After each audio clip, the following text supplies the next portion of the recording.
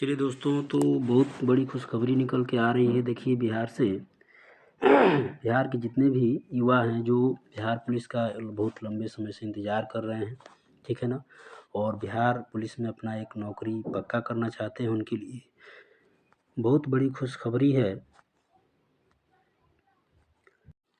देखिए बिहार में बहुत बड़ी, ठीक है ना, एक वैकेंसी आई हुई बिहार पुलिस की, ठीक है। तो जितने भी अभ्यर्थी आप बिहार पुलिस की तैयारी करते हैं, ठीक, तो उनके लिए बहुत बड़ी वैकेंसी आ चुकी है। और हम लोग देखेंगे यहाँ पे, है ना, शॉर्ट में ही उसको देखेंगे और समझेंगे कि कौन कौन लोग इसको फार्म भर सकते हैं, कितने कब तक फार्म भराएगा, डेट कब तक है, कितना फीस लगेगा, ठीक है, और कौन कौन इसके लिए एलिजिबल है। तो चलिए दोस्तों शुरुआत करते हैं हम लोग। तो देखिए पहला जो दिया है यहाँ पे देखिए ये विज्ञापन संख्या है, विज्ञापन संख्या 1/2025 है। और इसमें देखिए क्या लिखा है, यहाँ पे देखिए लिखा है कि ऑनलाइन आवेदन फार्म भरने का जो तिथि है ये कब से शुरू होगा। तो ये शुरू हो जाएगा 18/3, ठीक है ना, यानी इसी महीने में 18 तारीख से शुरू हो जाएगा और ये अगले महीने में 18 तारीख तक आपको फार्म भरने का डेट दिया गया है, ठीक है। इसके अलावा आगे हम लोग देखेंगे कि यहाँ पे किस कोटि के लिए कितना पद दिया गया है, ठीक है। तो देखिए ये जो यूआर में है यानी अन रिजर्व गैर आरक्षित हैं, उनके लिए देखिए पदों की संख्या कितना है, तो 7,935 पद है, ठीक है। जिनमें महिलाओं के लिए कितना पद है, तो 2,777 पद है, ठीक। इसके बाद जो भी EWS में अभ्यर्थी आते हैं उनके लिए देखिए ये 1983 पद है और महिला के लिए ये कितना है पद, तो 694 पद है। उसी तरह से देखिए ये एसी कैटेगरी में जो भी आते हैं तो उनके लिए 3174 पद और महिला के लिए 1111 पद है। उसी तरह से आप लोग यहाँ पे, है ना, देख सकते हैं कि एसटी के लिए 199 पद, जिसमें से महिला 70 है, ठीक है। और ईबीसी के लिए अत्यंत पिछड़ा वर्ग के लिए यहाँ पे 3571 पद है, जिसमें 1250 पद है महिला के लिए। इसी तरह से आगे हम लोग देखेंगे कि ईबीसी के लिए अभी हम देखें यहाँ पे। इसके बाद बीसी के लिए, जो भी बीसी में है तो उनके लिए 2381 पद है, जिसमें महिला के लिए 815 पद है, ठीक है। तो इस तरह से आपने देखा कि ये टोटल पद कितना हो गया, तो टोटल पद है 19,000, ठीक है ना, 19,838 पद, ठीक है। तो बहुत ज़बरदस्त का वैकेंसी है। आप जो भी लोग बिहार पुलिस का तैयारी करना चाहते हैं, ठीक है ना, या कर रहे हैं, तो आपका इंतज़ार ख़त्म हुआ है। देखिए आपको अगर ऑनलाइन करना है, ठीक है, तो आपको ऑनलाइन करना है तो देखिए इसके लिए वेबसाइट दिया गया है बिहार गवर्नमेंट का। अगर इस पे आप जा कर के इस वेबसाइट पे, ठीक है ना, फार्म को ऑनलाइन आप भर सकते हैं। इसके बाद देखिए यहाँ पे फिजिकल के लिए कुछ दिया है कि आपकी क्या योग्यताएं होनी चाहिए। तो देखिए यहाँ पे क्या लिखा है, यहाँ पे कोटि दिया है, यानी इसमें देखिए लिखा है कि जो भी गैर आरक्षित है या पिछड़ा वर्ग है उसके पुरुष अभ्यर्थी के लिए, है ना, ऊंचाई कितना होना चाहिए, तो 165 सेंटीमीटर। और सीना फुलाने के लिए बात करें, देखिए सीना के लिए बात करें, सीना कितना होना चाहिए, तो न्यूनतम यानी बिना फुलाए सीना 81 सेंटीमीटर होना चाहिए और फुलाकर होना चाहिए 86 सेंटीमीटर।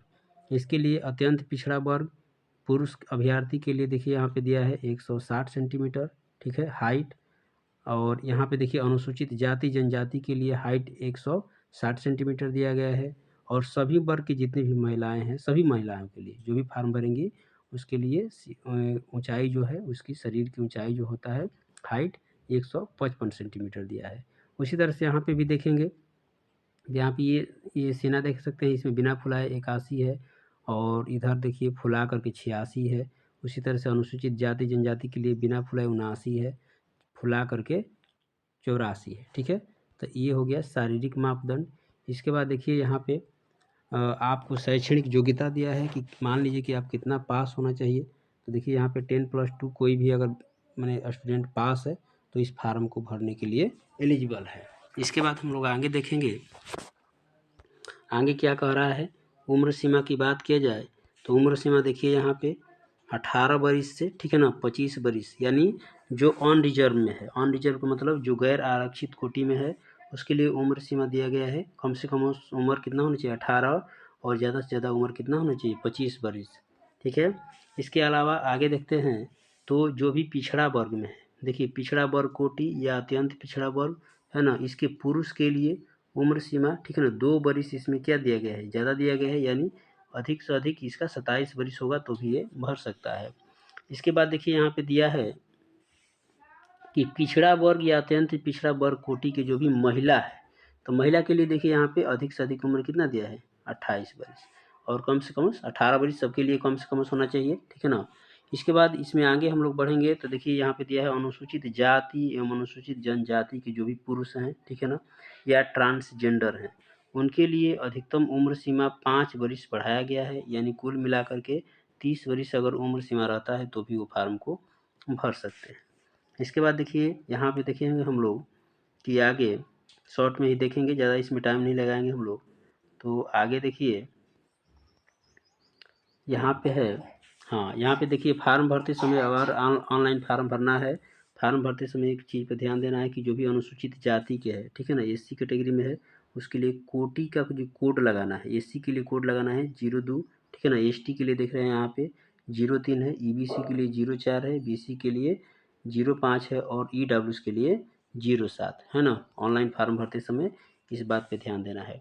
इसके बाद देखिए चयन प्रक्रिया का बात यहाँ पे किया गया है। चयन प्रक्रिया में देखिए लिखा है चयन के लिए परीक्षा संरचना, ठीक है ना, तो चयन के लिए आपको परीक्षा होगा, ठीक है। आप प्रथम चरण में देखिए 2 चरण में होगा आपका। प्रथम चरण में आपसे लिखित परीक्षा लिया जाएगा, ठीक है। इसके बाद यहाँ पे अब देखिए लिखित परीक्षा में क्या क्या होगा, ठीक है ना, क्या किन किन विषय से क्वेश्चन आएगा, तो देखिए हिंदी से, अंग्रेजी से, गणित से, सामाजिक विज्ञान से, है ना, सामाजिक विज्ञान में इतिहास, भूगोल, नागरिक शास्त्र और शास्त्र, ये सबसे क्वेश्चन रहेगा। विज्ञान में भौतिक विज्ञान, रसायन विज्ञान, ठीक है ना, प्राणी विज्ञान, वनस्पति विज्ञान, इससे क्वेश्चन रहेगा। तो ये आपको ये भी बता दिया है कि किन किन विषय से आपको क्वेश्चन बनेगा, ठीक है। आगे देखते हैं।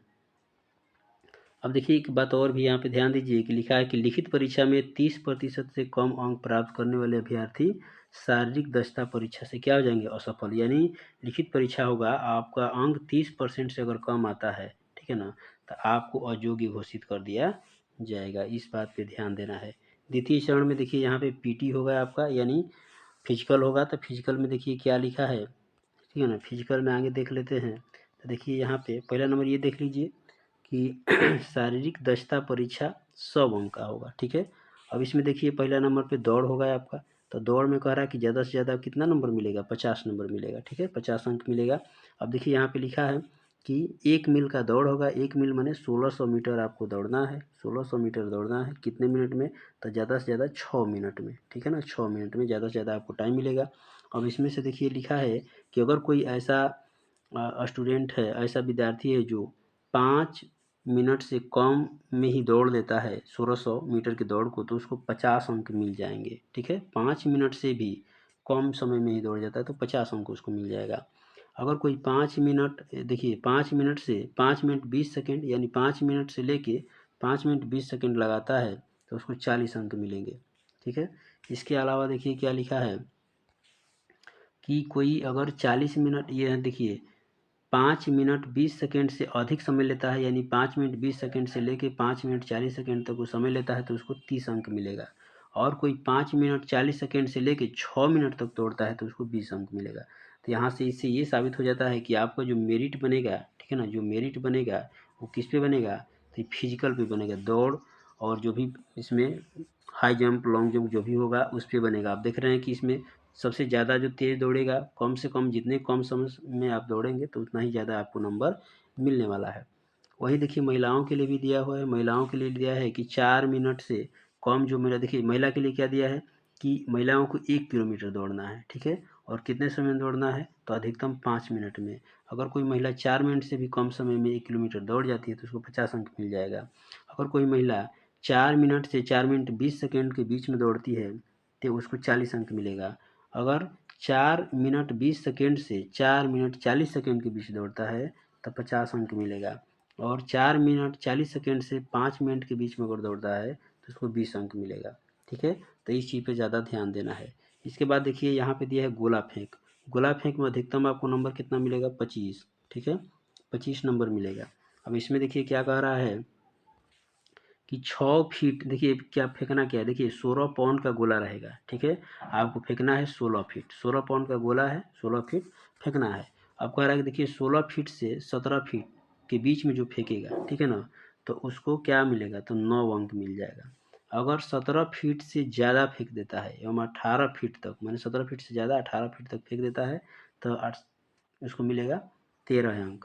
अगर कोई 18 फीट से ज़्यादा और 19 फीट तक, 18 फीट से ज़्यादा एवं 19 फीट तक फेंकेगा तो उसको 17 नंबर मिल जाएगा। और 19 फीट से इस तरह से देख सकते हैं कि 19 फीट से ज़्यादा आप फेंकते हैं और 20 फीट तक फेंक देते हैं, 20 फीट तक फेंक देते हैं तो 21 अंक। अगर 20 फीट से भी कोई ज़्यादा फेंक देता है तो उसको 25 अंक मिल जाएगा। तो देखिए इसमें सब पे मेरिट बन रहा है, आपके जितना ही फिजिकल स्टैंडर्ड होगा आपका उतना ही नंबर होगा, ठीक है ना। अब मेरिट लिस्ट में आपको कम छंटने का चांस रहेगा, ठीक है। इसके बाद इसी तरह से महिलाओं के लिए भी यहाँ पे दिया हुआ है। महिलाओं के लिए क्या है, तो 16 पाउंड का गोला है और 12 फीट फेंकना है, ठीक है ना। और 12 फीट से 13 फीट के बीच में जो फेंकेगा उसको 9 अंक मिलेगा। इस तरह से आप बाकी देख लीजिए, ठीक है ना। इसको वीडियो को रोक के देख सकते हैं, इसमें सारा कुछ दिया हुआ है।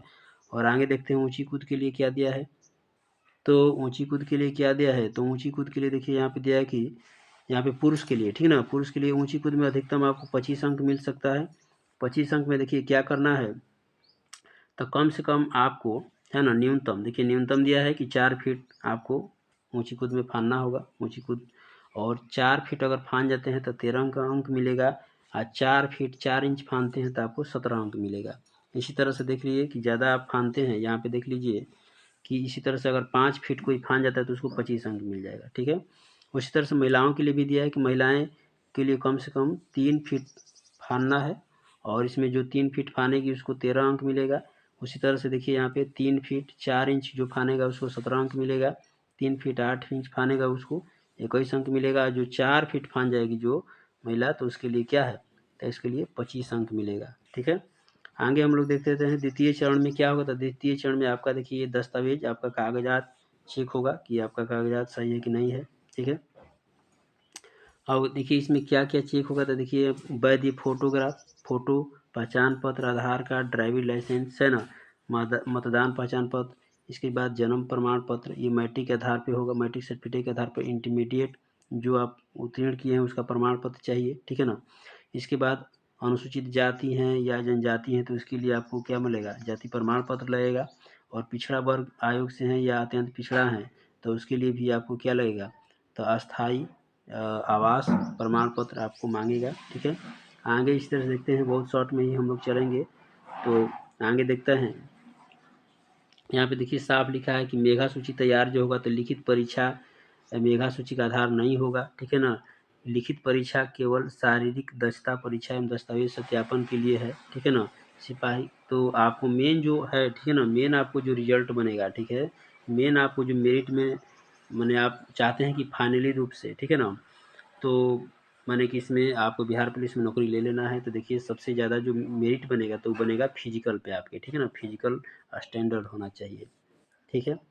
आगे देखते हैं, तो आगे कोई खास बात नहीं है। यहाँ पे देखिए फीस के लिए बात किया गया है। तो जो भी अनुसूचित जाति और जनजाति से है, ठीक है ना, या राज्य के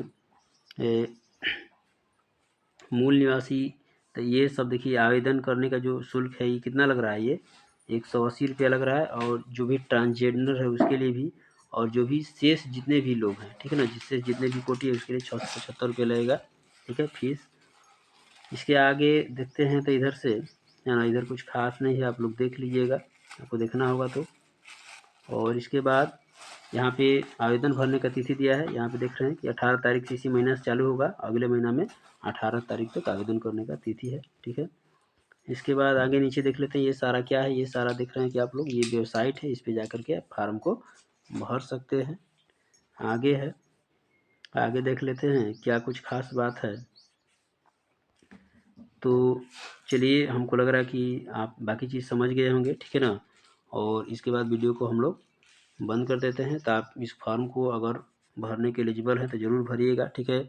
और दोस्तों आपसे रिक्वेस्ट है कि बाकी आने वाला जो नोटिफिकेशन है आपको मिलता रहे, ठीक है ना। तो इसके लिए वीडियो का आप लोग ज़रूर से ज़रूर सब्सक्राइब कर लीजिएगा। तो बंद करते हैं।